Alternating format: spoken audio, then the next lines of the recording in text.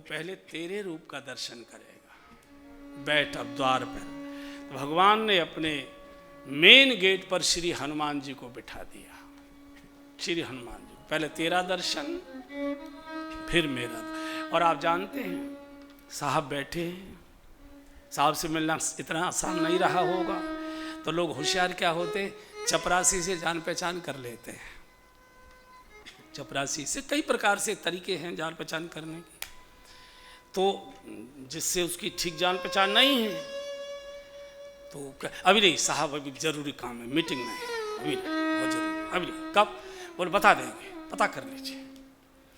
और अगर चपरासी से जान पहचान अच्छी, अरे चलो चलो चलो, इस समय सर खाली बैठे अखबार पढ़ रहे, जाओ बच्चे को उठाएगा अंदर प्रवेश करेगा। इसलिए हनुमान जी से जान पहचान बढ़ाइए और फिर आराम से राम जी के दरबार में सीना तान कर जाइए। और हनुमान जी अगर नहीं बने तो फिर बैठे बैठे गिड़गिड़ाते रहे। तो इसलिए सर्वाधिक अगर सम्मानित कोई देव है इस देश में तो श्री हनुमान जी। दुनिया में देव हजारों हैं, बजरंग बली का क्या कहना।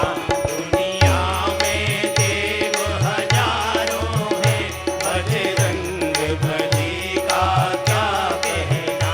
इनकी शक्ति का क्या कहना, इनकी भक्ति का क्या कहना। इनकी शक्ति का क्या कहना, इनकी भक्ति का क्या कहना। दुनिया में देव हजारों हैं, करोड़ों हैं, बली का क्या कहना। दुनिया में देव करोड़ों हैं, 33 करोड़ है। बली का क्या कहना, इनका शक्ति का क्या कहना, इनकी भक्ति का क्या कहना। इनकी शक्ति का क्या कहना, इनकी भक्ति का क्या कहना। ये सात समुंदर पार गए और गढ़ लंका में कूद गए। ये सात समुंदर लांघ गए और गढ़ लंका में कूद गए। ये सात समुंदर लांघ गए और गढ़ लंका में कूद गए।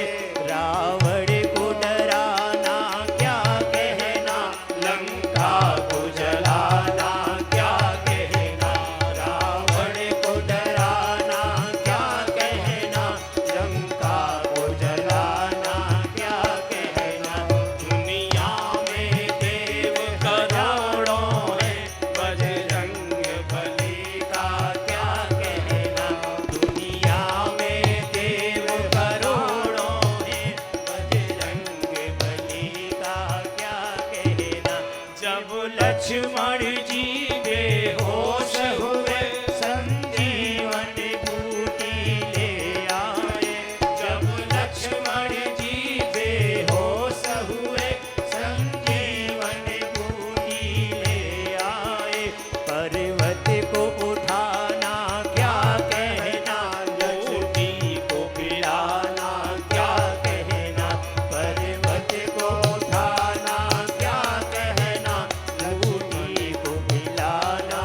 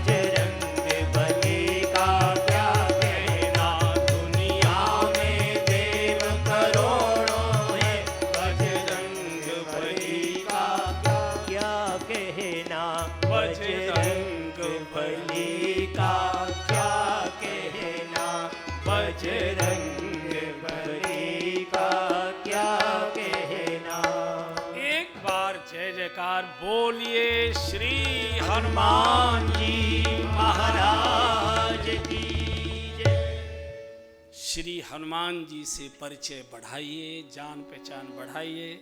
कैसे बढ़ेगी? जब किष्किंधा कांड में कथा प्रवेश करेगी तब विस्तार से बताएंगे, ठीक है। आगे की वंदना, चूंकि आज मैं चाहता हूं कि मैं कथा के द्वार पर कैसे पहुंच जाऊं, तो इसलिए वो कट करना पड़ता है ना, कट फट फट ऐसा करना।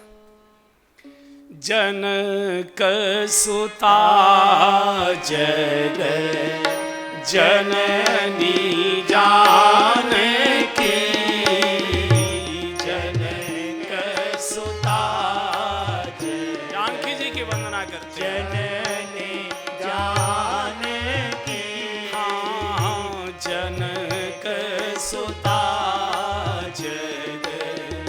जननी जानकी, जनक सुता जग जननी जानकी, अतिशय प्रिय करुणा निधान की, अतिशय प्रिय करुणा निधान की, ताके जुग पद कमल मनावऊं,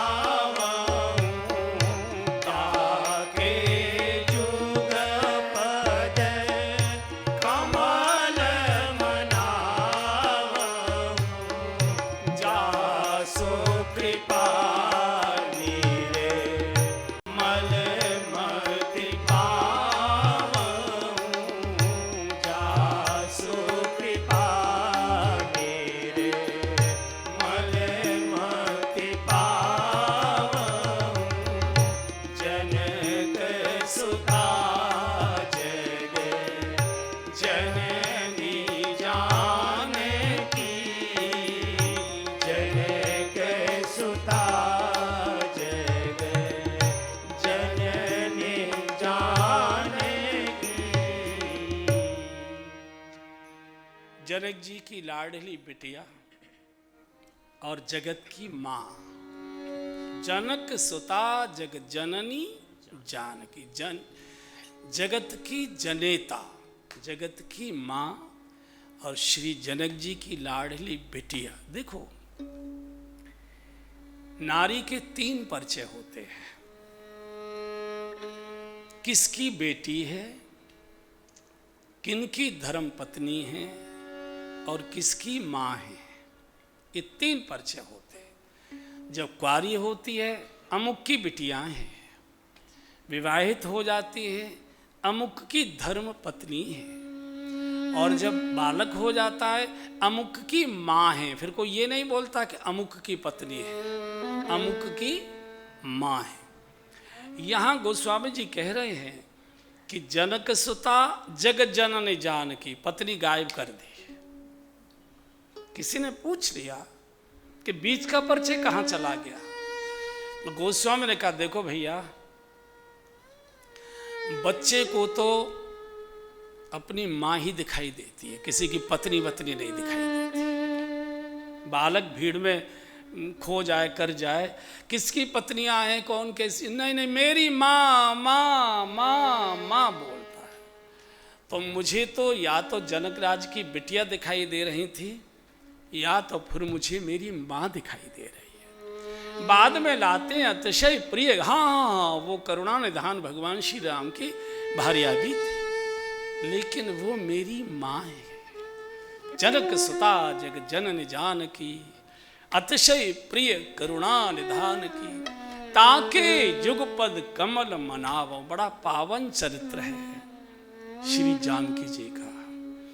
अगर श्री राम कथा में से जानकी जी के प्रसंग को हटा दीजिए, राम कथा निष्प्राण हो जाएगी, नीरस हो जाएगी, कोई सुनना पसंद नहीं करेगा इसको। पूरा का पूरा जो कुछ प्राण है राम कथा में, वो श्री जानकी जी के कारण है।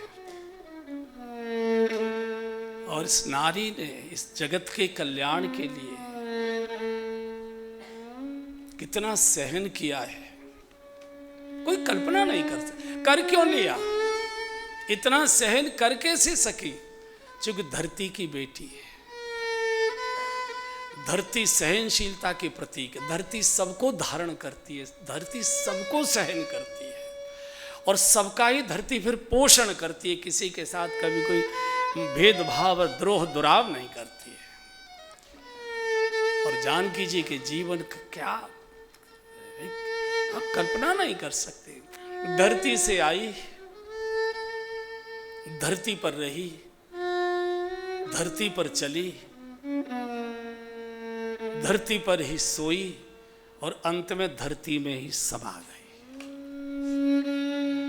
और अगर जगत की संपूर्ण, सारी सृष्टि की संपूर्ण सहनशीलता के अगर अंगोपांग बनाकर कोई स्त्री स्वरूप उसका बना दिया जाए तो दुनिया उसी को जानकी जी कहेगी। जानकी जी और कुछ नहीं है, सहनशीलता की साकार प्रतिमा है। कितना सहन, बहुत लाड़ प्यार से पली थी, बहुत लाड़ प्यार से। जब मायके में थी तो कभी आई धरती से थी, लेकिन फिर धरती पर कभी न खेली न चली। सियन दीन पग अवनी कठोरा, इस कठोर धरती पर सीता जी ने कभी पैर नहीं रखा। पूछा फिर रही कहाँ? बोले पलंग पीठ तज गोद हिंडोरा। बिल्कुल छोटी थी तो पलंग पर थी, थोड़ी बड़ी हुई तो माँ की गोद में आ गई, और बड़ी हो गई पिताजी की पीठ पर आ गई। जो पिता होते वो गोद में नहीं लेते, पिता जो होते बच्चे को पीठ पर रखते, माँ गोद में लेती है, पिता उसे पीठ पर रखते। पलंग पीठ तज गोद, और थोड़ी और बड़ी हो गई तो हिडोले में झूला झूले, हिडोले। पलंग पीठ तज गोद हिंडोरा, सियन दीन पग अवनी कठोरा। इतना इतना कोमल स्वरूप स्वभाव और इतने लाड़ प्यार में पली हुई ये बेटी, बस मायके में जो सुख मिला वो मिला। चक्रवर्ती नरेश के यहाँ आने के बाद भी अंत समय तक सुख नाम जाना ही नहीं, भोगने की तो बातें छोड़ दीजिए। और जानकी जी कितनी कोमल रही होंगी, आप कल्पना करिए। पहली बार जब पालकी आई ससुराल के लिए विदा होकर शादी के बाद, तो मालूम था कि जानकी धरती पर नहीं चली कभी। कौशली जी जानती थी कि जो बहू रानी आ रही है बहुत लाडली बिटिया है अपने माता पिता की।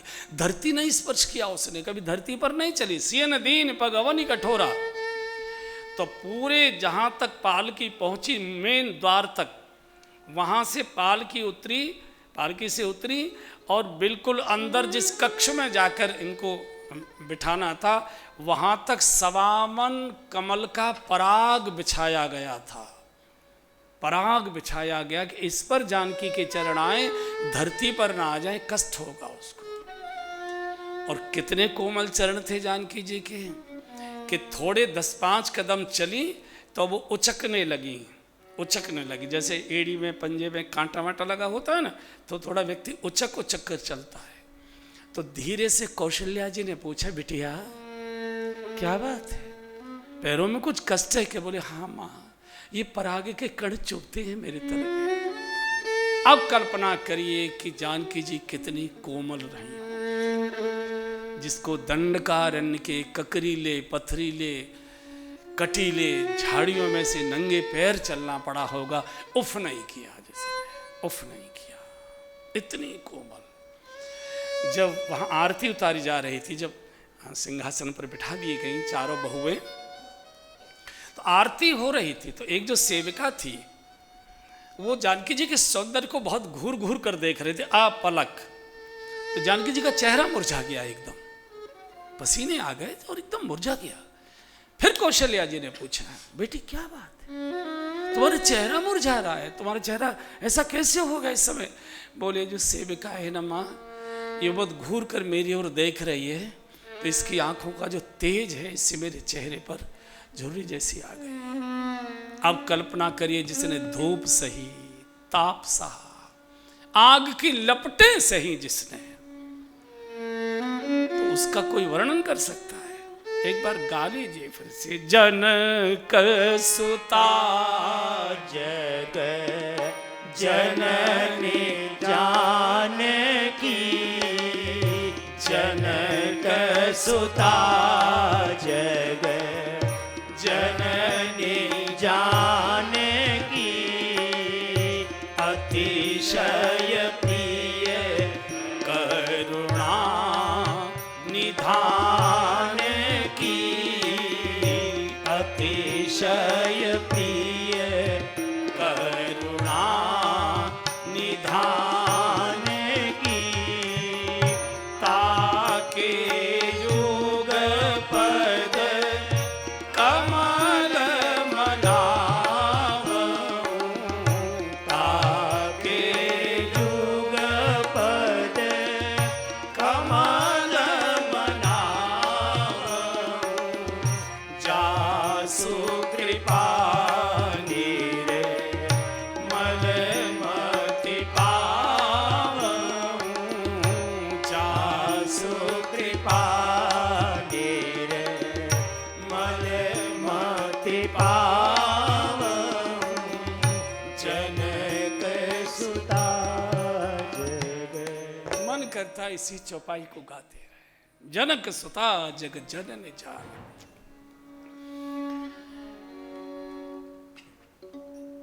कौशल्या जी ने भी बहुत लाड़ प्यार से रखा था, बहुत लाड़ प्यार से। एक घटना आती है, आपने सुनी होगी, शायद मैंने पहले कथाओं में सुनाया होगा। यहाँ भी बिल्कुल जानकी जी की चिंता कौशल्या बहुत करती। कुशल है ना वो, हर चीज में कुशल, हर व्यवहार को कुशलता से जानती है वो। और पराई बेटी को कैसे लाड़ प्यार से रखा जाता है, और जिसको सास ने लाड़ प्यार नहीं किया वो सास अभागी मानी जाती है, बहू अभागी नहीं है। बहू के तो पति का सुख मिल रहा है उसे, लेकिन वो सास अभागिन है कि तुम्हारे आंगन में हमने बहू भेजी, दूसरे की बिटिया भेजी, कितने लाड़ प्यार से पाली होगी। जब सीता जी की विदाई का प्रसंग आएगा आप सुनेंगे क्या स्थिति होती है बेटी को, जिस समय बाप हाथ पकड़ के डोली में बिठाता है। कितना भी बड़ा अधिकारी अफसर, कितना भी बड़ा पद पर प्रतिष्ठा पर बैठा हुआ, कितना भी बड़ा धनपति होगा, ऐसे फूट फूट कर रोता है जिस समय बिटिया बाप की छाती से लगकर विदाई के समय रोती है। और जब बाप रोता है जितने रिश्तेदार नातेदार होते सब फूट पड़ते। बेटी बेटी है, बेटी बेटी है, और बेटी पिता की प्राण रक्षक होती है, बेटा नहीं होता। बेटा प्राण पीता है, बेटा पिता को दुख देता है, सालता है आचरण व्यवहार से। बेटी देश विदेश कहीं भी होगी फोन करेगी, पापा की तबीयत कैसी है, दवाई लेते हैं कि नहीं लेते, ध्यान रखना मम्मी, वो थोड़े संकोची हैं, उनके भोजन की चिंता करना। बेटी बेटी होती है। तो मालूम था कौशल्या जी को। मैं भी एक बाप के यहाँ से विदा होकर आई थी, मेरा बाप कितना रोया था उस समय, तो बहुत चिंता करती थी। तो अयोध्या में एक राक्षस था, मरता नहीं था, बहुत उपद्रव बहुत उद्दंडता करता था। तो उसको एक वरदान कहिए, जो कुछ भी कहिए, था कि अयोध्या के राजमहल के ऊपर एक बहुत बड़ा दीपक लगभग 5.25 मन घी जिसमें रहता था वो जलता था। जैसे गोविंद देव जी के मंदिर पर 1.25 मन घी का दीपक जलता था, तो आगरा से किले की छत से दिखाई देता था। उस लौ के कारण से मंदिर तोड़ा गया था। औरंगजेब ने देखा ये कौन है, इतना बड़ा दीपक जल रहा है, अभी भी मेरे रहते कोई धर्मस्थल सुरक्षित देगा, तब ये तोड़ा था। ऐसे ही राम जन्मभूमि के मंदिर के ऊपर, भगवान के भवन के ऊपर 5.25 मन का दीपक एक जला करता था।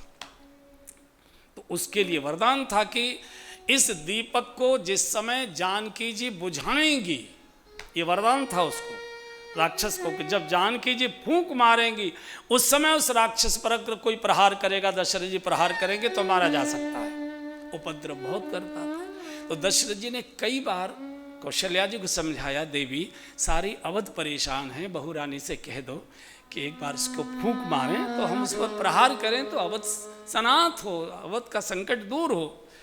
बोले आपकी अवध रहे न रहे। मैं अपनी बहू को ये कहूं कि तुम दीपक ऊपर बुझा के आओ, दीप बात नहीं टारन कहो, मैं नहीं कह सकती। इतना लाड़ प्यार से जानकी जी पली थी। लेकिन उन्हीं जानकी जी की क्या दशा हुई। मुझे लगता है कि जो कुछ लाड़ प्यार पिताजी के यहाँ मिला सो मिला, फिर उन्होंने सुख देखा ही नहीं, केवल आंसू ही आंसू, आंसू ही आंसू। करुणा की अवतार है, बहुत करुणावान है, बहुत। कभी जानकी जी कभी क्रोध नहीं करते। एक बार जीवन में क्रोध किया उन्होंने, केवल एक बार, वो भी ससुराल में। एक बार तीनों सास रानियां, कौशल्या जी, कैकेयी जी, सुमित्रा जी बैठी थी, बातें कर रही होंगी। जानकी जी तेजी से किसी कक्ष से निकलकर आंगन में होकर अपने कक्ष की ओर जा रहे, तेजी से, ध्यान नहीं था। तो जो नारियल की ठूंठ वाली झाड़ू होती है ना नारियल की, उसकी सींग बहुत सुई जैसी होती है, बहुत तीखी। ध्यान रहा नहीं, किसी सेवक ने झाड़ू लगा के आड़ी तिरछी डाल दी, तेजी से लगी तो वो कोमल चरणों में चुभ गई उसकी। माताएं एक बड़ी प्रसिद्ध गाली देती हैं, तो माताएं सब एक होती है, अगर जल जा मरी कहेंगी, ऐसा बोलती है, जल जा मरी कहेंगी। वो तो देखते देखते जल गई झाड़ू, वो तो ब्रह्मवाक्य है। जानकी जी को कुछ मालूम नहीं, वो तो अंदर चले गई। ये राग तीनों माताएं बैठी देख रही, तीनों सहम गई। अरे बाप रे, आज तो इसने झाड़ू को कहा है, 19-20 कभी हमारे मुख से कुछ निकल गया है तो कभी भी कह दे कि मर जा, जली कहेगी। तो तीनों से ऐसी बैठी। संयोग से प्रभु आए। क्या माँ, क्या बात है? सब तीनों डरे डरे सहमे, बोले बेटा अपनी बहू रानी को कहीं और जगह ले जाओ। क्या हुआ? बोले देख ले, ये राख पड़ी हुई एक झाड़ू की, उसके झाड़ू लगी और उसने कहा जल जा मरी, कि हमारी आंखों के देखते देखते हो गया, हम तो बोलते चलते हो, 19-20 कुछ न कुछ बात होती है, हम तो।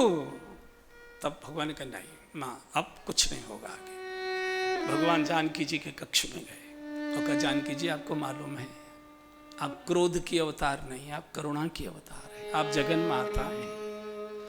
अगर माँ क्रोध करेगी, करुणा कौन करेगा? उसके लिए तो मैं हूं ना क्रोध के लिए। करुणा। उसके बाद जानकी जी ने क्रोध कभी किया नहीं। रावण को भस्म कर सकती थी, नहीं किया, याद आ गया। अतिशय प्रिय करुणा निधान की। और कितना सहन किया, मैं बहुत विस्तार में नहीं जाऊंगा। पूरे अवध के सुख के बाद वनवास हुआ, वनवास में अपहरण हुआ, अपहरण में रावण की कैद में दुख भोगा, अग्नि परीक्षा हुई, जैसे तैसे पुनः अवध में आगमन हुआ। सिंहासन पर ठीक से बैठ भी नहीं पाई थी, फिर वनवास हो गया। और दूसरी बार का वनवास तो इतना कारुणिक है कि उस समय पत्थर रो पड़े थे। जानकी जी गर्भवती थी, लवकुश मां के गर्भ में 8 मास के हो चुके थे, 8 मास के। अवध के नागरिकों ने कोई जो भी चर्चा रही होगी, प्रभु को विचलित कर दिया। कई लोग कहते हैं राजा का सिंहासन जो मुकुट होता है वो कांटों का ताज होता है। नहीं नहीं, राजा का मुकुट कांटों का ताज नहीं होता। राजा का आसन कांटों का ताज होता है, जो चैन से बैठने नहीं देता, चुपता रहता है, चेतना देता रहता है, जागृत करता रहता है। बहुत करुणा। और भगवान भी जानते थे कि जानकी जी निर्दोष है। जिन जानकी जी के लिए प्रभु दंड करने में पागल हो गए थे, हे खग मृग हे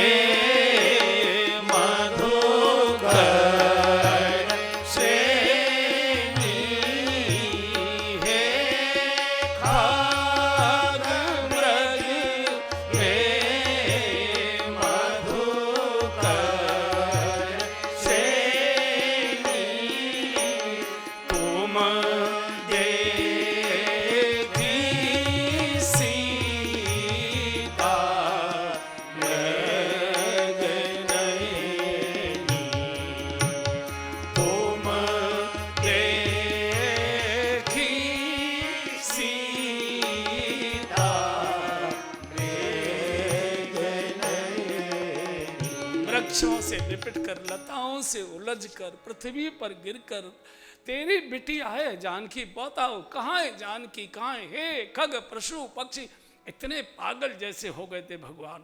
वो लीला प्रसंग आएगा। उन जानकी जी को, वो भी निर्दोष हैं, गर्भवती हैं, 8 मास का गर्भ है, उनको दोबारा से वन में भेजना, ये राम राज्य कोई राज की शासन की व्यवस्था नहीं है।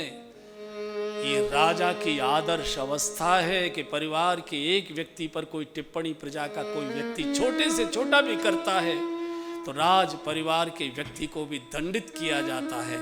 आज तो जांच बिठाएंगे, अभी जांच रिपोर्ट नहीं आई है, कोर्ट निर्णय करेगा और राम राज्य की घोषणाएं होंगी, हम राम राज्य लाएंगे, फिर रावण राज्य किसे कहेंगे आप? तो रावण राज्य किसे कहेंगे? अब देखिए क्या लीला हो। मुझे तो लगता है भगवान ने भी कैसे सहन किया होगा। जब माताओं को गर्भ होता है तो उनको कुछ स्वप्न आया करते हैं, स्वप्न से वो अंदाज कर लेती है कि गर्भ में आत्मा किस प्रकार की है। आज की रात जानकी जी ने ब्रह्म मुहूर्त में एक स्वप्न देखा कि मैं किसी ऋषि के आश्रम में गई हूँ, मैंने ऋषियों को प्रणाम किया तो ऋषि ने मेरी गोद में 2 फल दिए। ऐसा एक मधुर स्वप्न देखा। बाघ दर्शन करो, गाय दर्शन करो, गंगा दर्शन करो, साधु दर्शन करो, फल दर्शन शुभ माना जाता है। उसके बाद सोई नहीं, ये स्वप्न प्रभु को सुनाऊंगी। और 1 मास के बाद बच्चों को, माँ जानकी जी को मालूम था कि मेरे गर्भ में 2 आत्माएं पल रही है, तो संत के आशीर्वाद अगर प्रत्यक्ष लेकर और उसके बाद बच्चे का जन्म हो तो जानकी जी बड़ी प्रसन्नता से प्रभु के प्रातःकाल ब्रह्म मुहूर्त में स्नान करके कक्ष में आ गए। आज की रात भगवान निर्णय ले चुके हैं कि जानकी जी को आप आज सदा के लिए वन में छोड़ा। आप देखिए एक छोटा सा बालक उछलता कूदता अपने पिता की ओर आ रहा है, पापा पापा करता, और पापा पहले से ही खंजर लिए बैठा है कि आज इसकी हत्या करेंगे। तो उस भोले बालक को तो कुछ मालूम नहीं है कि मेरी हत्या होने वाली है। ये स्थिति जैसे समझिए। जानकी जी ने आकर प्रणाम किया कि प्रभु तो प्रभु है, आंखों से आंसू टपकना चाहते, रोक लिया, मर्यादा को भंग नहीं होने दिया। प्रभु रात मैंने स्वप्न देखा, सुनाऊं आपको? उन्होंने सुनाया कैसे ऐसे मैं ऋषि के आश्रम में गई, आशीर्वाद दिया, मुझे फल स्वप्न में मिले हैं। मुझे लगता है 2 आत्माएं मेरे गर्भ में हैं, जन्म से पूर्व अगर मैं प्रत्यक्ष दर्शन प्रणाम कराऊं आपकी आज्ञा है।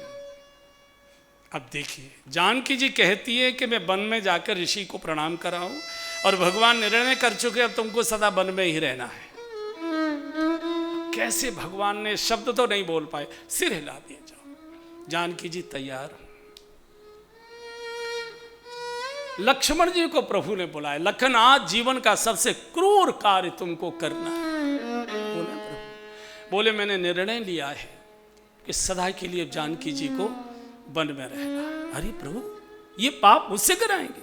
जिस माँ ने मुझे कभी धूप ताप नहीं लगने दिया हो, हमेशा गोद में रखा हो, 14 वर्ष तक जिसने मुझे कोई अनुभव ही नहीं होने दिया हो कि मैं वन में हूँ, उस माँ को मैं प्रभु नहीं नहीं ये पाप मैं नहीं करूँगा, आप ये भरत को कहिए। बोले नहीं भैया कोई नहीं कर सकेगा, तू काल है, काल ही कर सकता है जो कुछ कर सकता है, बाकी किसी के वश की बात नहीं, मेरी आज्ञा है। लक्ष्मण जी मौन हो गए। जानकी जी तैयार होकर खुशी खुशी प्रणाम करने आई हैं, प्रभु शाम तक वापस आ जाऊंगी।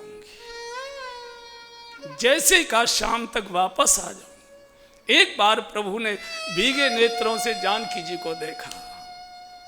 जानकी जी कह सकती थी, प्रभु क्या अग्नि परीक्षा से भी कोई और बड़ी परीक्षा शेष होती है?